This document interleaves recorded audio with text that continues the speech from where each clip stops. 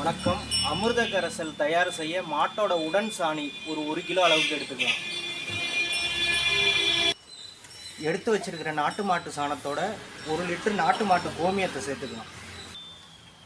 1 kilo மாட்டு சாணம், 1 litre மாட்டு கோமியம், அதோட நம்ம கைப்பிடி அளவுக்கு நாட்டு சர்க்கரை, இதை மூணுத்தையும் ஒன்றா கலந்துக்கணும். நல்லா ஒன்றா கலந்தாச்சு.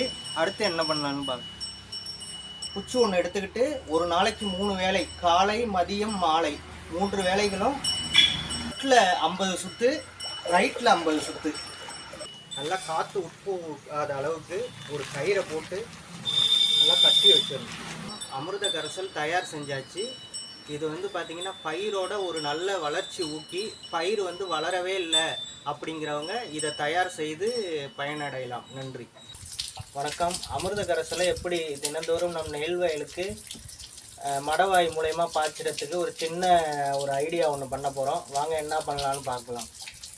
இதுக்கு என்னென்ன தேவைன்னு பார்த்தீங்கன்னா, ஒரு 80 லிட்டர் பேரல், ஒரு 1 இன்ச்சு பிவிசி டேப்பு, ஒரு டம்மி.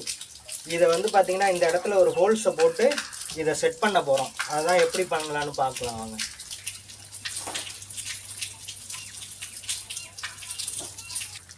ஒரு இன்ச்சு பிவிசி டேப் உள்ளே போகிற அளவுக்கு ஹோல்ஸ் போட்டாச்சு.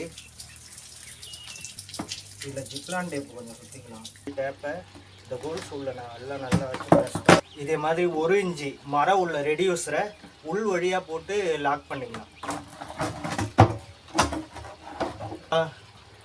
இதில் நல்லா டேப்பை வச்சு லாக் பண்ணியாச்சு. இதில் அமிர்த கரைசலை ஃபுல் பண்ணி எப்படி நம்ம வயலுக்கு, நெல் வயலுக்கு அமிர்த கரைசலை பாய்ச்ச போகிறோம் அப்படிங்கிறத.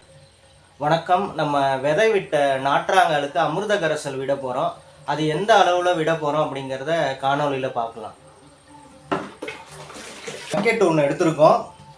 அதில் பார்த்தீங்கன்னா 2 லிட்டர் அளவில் அமிர்த கரைசலை எடுத்துக்கலாம்.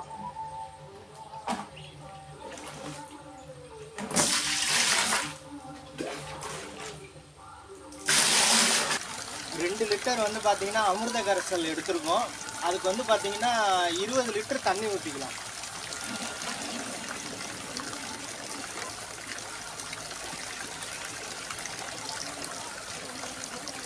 இப்போ இந்த அமிர்த கரைசலை நம்ம பார்த்தீங்கன்னா நம்ம நாற்றாங்காலுக்கு வேறு வழியாக கொடுக்க போகிறோம். அதாவது தண்ணி போகிற வாய்க்காலில் அப்படியே நம்ம கொஞ்சம் கொஞ்சமாக ஊற்றி விட்டால் போதும்.